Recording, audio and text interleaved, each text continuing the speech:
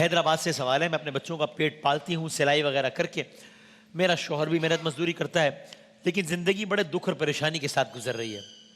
کوئی دعا بتائیے کہ اللہ ہماری زندگیاں آسان فرمائے. میری بہن بہت لوگوں کا مسئلہ ہے. جی، یہ بہت سے گھرانوں کا مسئلہ ہے، اور آج کل آپ کو پتہ ہے کہ مہنگائی کا دور دورہ ہے. یہ دعا کریں وسیم بھائی کہ اللہ تعالیٰ اس افریز سے ہماری جان چھڑائے. الہ ہم آمین. تو بڑی آسانی میں زندگی بسر کر رہے ہیں، لیکن ایسے لوگ ہیں کہ جن کو 2 وقت کا کھانا میسر نہیں ہے، سحری افطاری میسر نہیں ہے. تو سب سے پہلے میری بہن آپ کے لیے بھی، ہم سب کے لیے دعا کرتے ہیں کہ اللہ تبارک و تعالیٰ سب کے رزق حلال میں فراوانی عطا فرمائے اور غیب سے اسباب مہیا فرمائے. لیکن آپ بالکل بھی پریشان نہ ہوں کہ اللہ رب العالمین نے آپ کو ساری جو آسائشات دی ہیں، آپ کو ساری نعمتیں دی ہیں. ایک شخص تھا، میں مختصر عرض کر رہا ہوں، اس کا چپل نہ ٹوٹا ہوا تھا، ٹھیک، اور چپل جڑ نہیں رہا تھا، اور اس کے پاس چپل خریدنے کے لیے پیسے نہیں تھے. اس نے اللہ تعالیٰ کی بارگاہ میں شکوہ کیا، اور پھر ایک اللہ والے کے پاس گئے تو اس نے کہا بات سن، تو ذرا باہر نکل اور گھوم کر آ، پھر مجھے بتانا.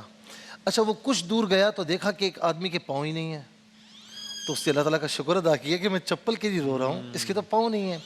تھوڑا سا آگے گیا تو ایک آدمی کے ہاتھ نہیں ہے. اس نے اور شکر ادا کیا. تھوڑا سا آگے گیا تو ایک ایسا آدمی ملا کہ جس کے ہاتھ بھی نہیں ہے، پاؤں بھی نہیں ہے. اس نے وہ دوبارہ اللہ والے کے پاس ہے، کہا کہ نہیں، اللہ رب العالمین نے مجھے سب کچھ دیا ہے. تو اللہ تبارک و تعالیٰ نے آپ کو جان و مال کی سلامتی دی ہے، آپ کو عزت و آبرو کی سلامتی دی ہے، تو یہ اللہ تعالیٰ کی طرف سے بہت بڑی نعمت ہے. یہ دعا جو میں بتا رہا ہوں یہ بڑی پیاری دعا ہے، اور بخاری شریف میں موجود ہے، اور حضور نبی کریم علیہ السلام کی مبارک زبان اقدس سے یہ کلمات نکلے ہوئے ہیں. تو میں پڑھ رہا ہوں، آپ اسے میرے ساتھ مل کر دہرائیے، اور اس اسکرین کا فوٹو بھی لے لیجئے، اسے اپنے پاس نوٹ کر لیں تاکہ یہ دعا آپ کے ذہن نشین ہو جائے، جب آپ چاہیں پڑھ سکیں. اللہم انی اعوذ بکا من الہم والحزن. اچھا یہ حزنی ہے، ہاں پر پیش ہے.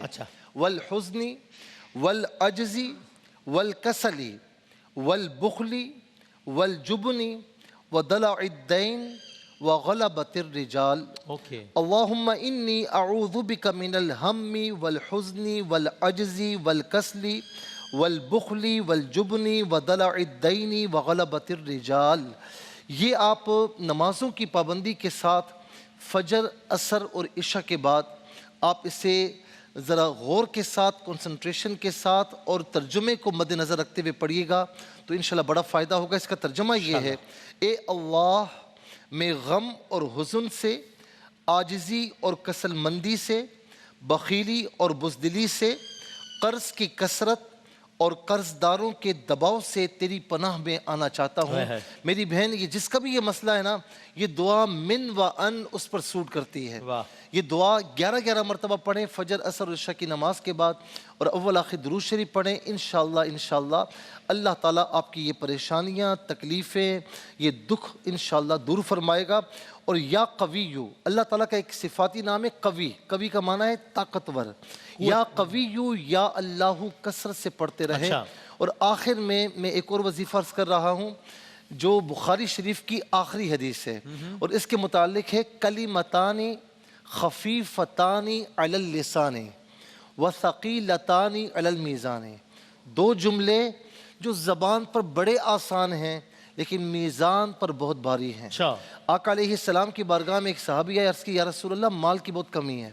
آقا علیہ السلام نے یہ پڑھنے کے لیے دیا. کچھ عرصے کے بعد اتنا مال ہوا کہ سنبھالا نہیں جا رہا تھا. وہ کیا ہے؟